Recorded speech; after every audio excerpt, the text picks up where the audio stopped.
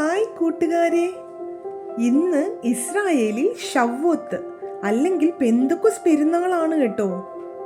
എന്താണെന്നല്ലേ പറഞ്ഞു തരാം.